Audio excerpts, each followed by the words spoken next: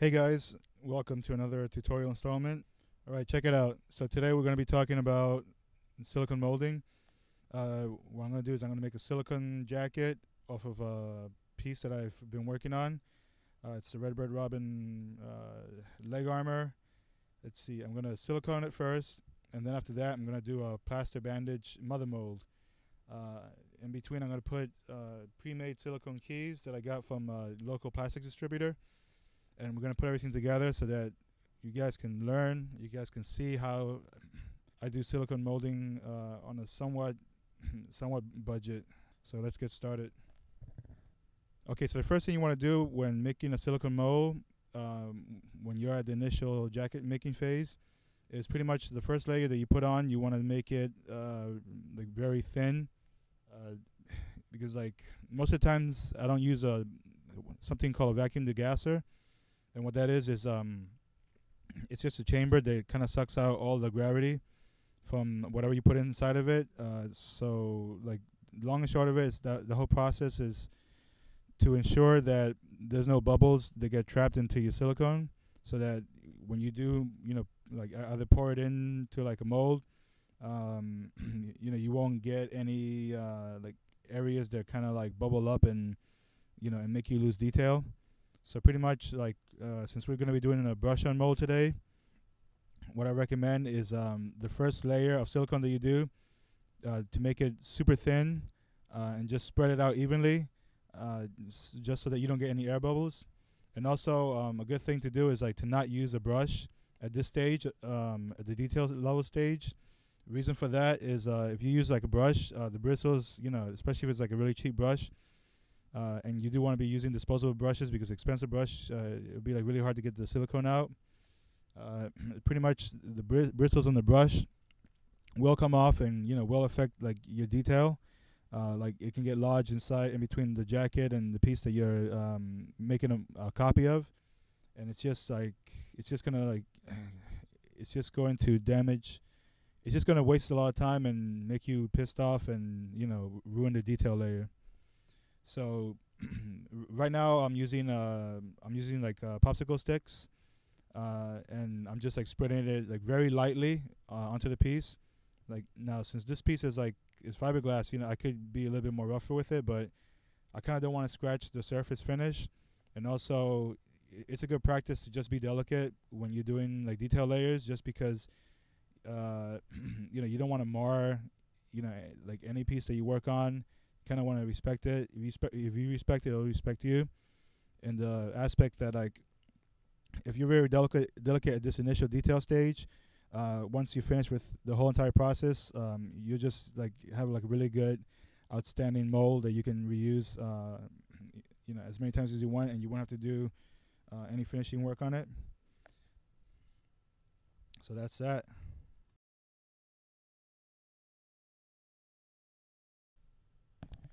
Okay, so now this step, I've already put in the detail layer. I've waited for like the silicone to cure a little bit, like at least until it's like tacky. And now I'm moving on to like the next step, which is just like adding more thickened layers on top of it. The reason why we want to do thickened layers is because the thicker your jacket is, the less susceptible it'll be to tearing. Also, I feel like the thicker you make it, the longer your mold will actually last. Yeah, of course, you do need to do things like do releases in between castings, just so that you have a longer life with your silicone.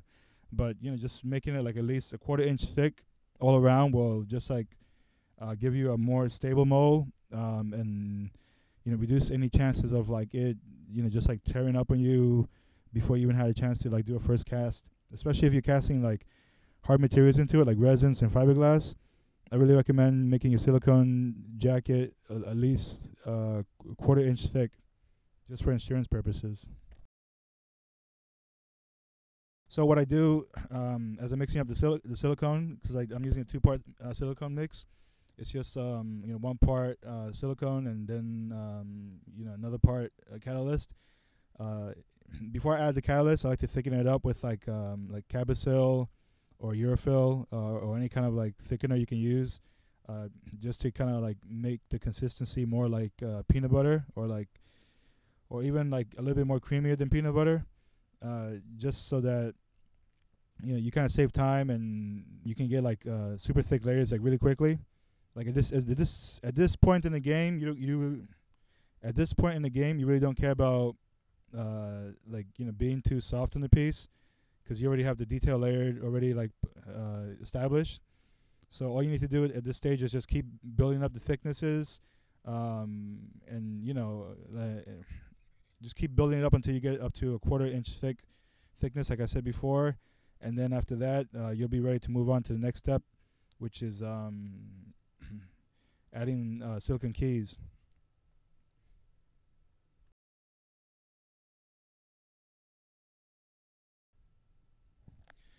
All right, so now we're adding silicone keys. I'm using pre-made silicone, like I don't know what to call them. Like I just call them like buttons or whatever.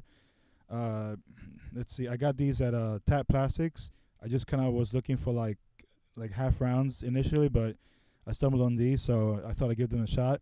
And they were pretty cheap, also for like a sheet of like 100 to 200. It was about I want to say like $10.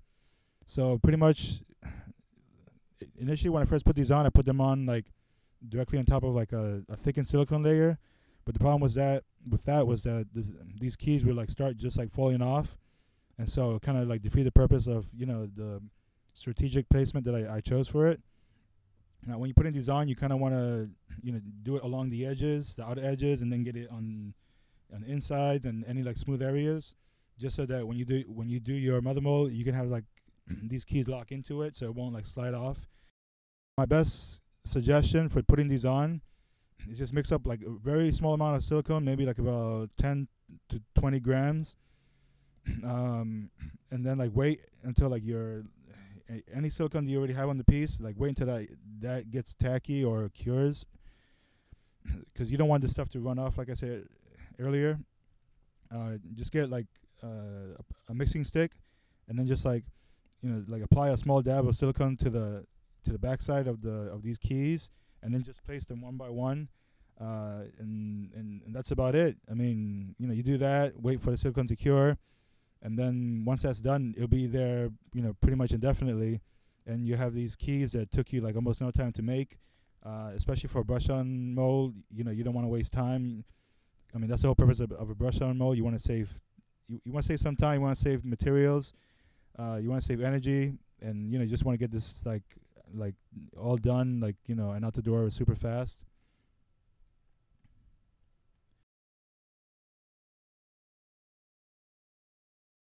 All right, let's move on to the next part, which is mother mold.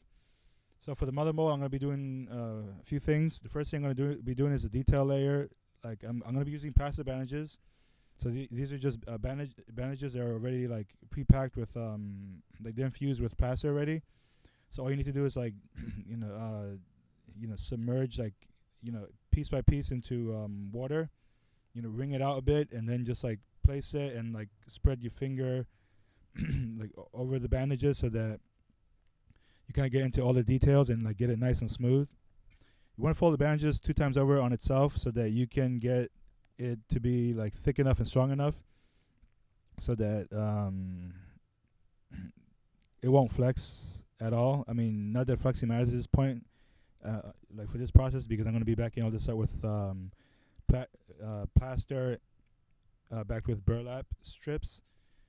But I typically just do like a few thickened layers, just because this is going to be like the underside of the whole thing, and kind of just like more for like a insurance purpose.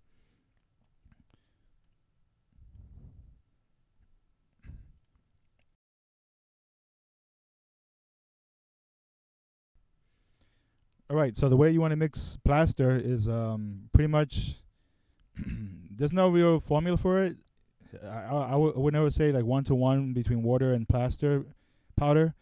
What I like to do is like like less water the better, because sometimes you can like misjudge it, think you have like a little bit of little bit of water, but then you have to add like so much plaster that it's kind of like a waste.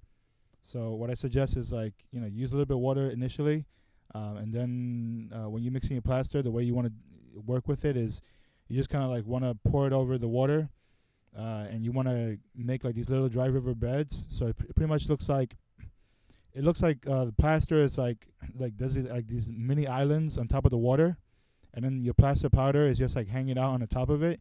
Like when you see this, that means that you have enough plaster, and then you can start hand mixing it. And depending on the consistency that you want, if you want it thinner like water, you know you obviously like use less plaster bandages. I mean, sorry, less plaster powder. If you want thicker, you want to use a little bit more, have a little bit more like of these like dry islands, like laying on top of the water, and then just like that will, when you mix it up, it'll make it like a bit thicker and more paste-like consistency, which is really good if you're doing like a plaster bandage. I mean, sorry, if you're doing a burlap layer, because pretty much it'll go on and it won't run off, and then you can just like slather it on and with your hands, and it just makes things a lot easier, a lot cleaner, and gets the job done a lot faster. So I've been kind of like experimenting, and like I used to wait until like this stuff kind of like dries out, which could take like about a few days, but like personally I feel like that's a waste of time. So what I like to do is after I place the jacket on, I'll mix up some plaster, like Ultracal or Hydrocal, whatever I have available. I'll mix that up. I'll cut up some burlap strips, and then I'll just like immerse the burlap strips into the plaster bath, and then I'll place it directly on top of the plaster bandage cast. And like this type is like so fast, so easy. It takes like about, I want to say like good 20 minutes to just cover the whole thing. And then you just need to wait like about 1 or 2 hours for the whole thing to like go through like what is it, it's just like a heating up and cooling down stage. Like it'll heat up, and then once it like starts cooling down and gets cold, then they'll let you know that like the whole thing is like finished and ready, and hardened and like just ready to be pulled out. But typically I'll build up this mother mold, and then I'll wait like about a day or so, and then I'll pop it out.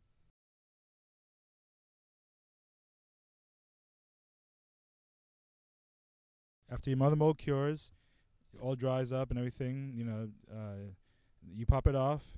Then you want to pop off your silicone jacket, and then after you get that off,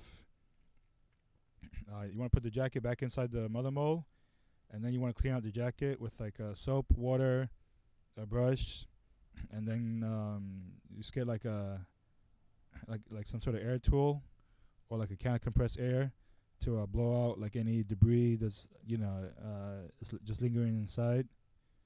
And that's about it.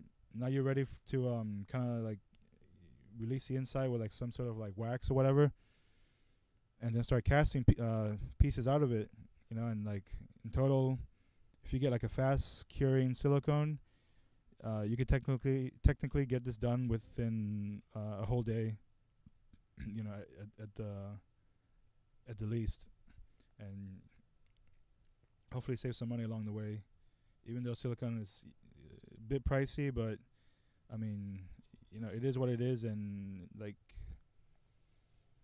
for making molds, I mean, there's nothing else I really like, because like urethane is like super toxic, it stinks, needs like at least 24 hours to cure, especially when you do like a soft jacket. Latex is doesn't react well with like silicones. And what else? And I feel that even though silicone's a bit pricey, for what you get out of it, like the pros pretty much outweigh the cons. And because of that, I'm willing to spend the extra dollar just to have it as like one of the tools I use to make molds out of. Cool. So I hope this has helped you guys a lot, because I know that like I kind of wish that if I had stuff like this when I was like starting out, it would have saved me a lot of time, a lot of money, a lot of headaches, a lot of frustrations. So hopefully this has helped you guys a lot and will help you kind of get to the next level really quickly. If you enjoyed this video and it helped you out, let's see, please please subscribe, please like, and feel free to leave comments, because that really helps me. The feedback really helps me kind of like calibrate and make help try to make my videos even better. So that's it for today. Signing off. Peace.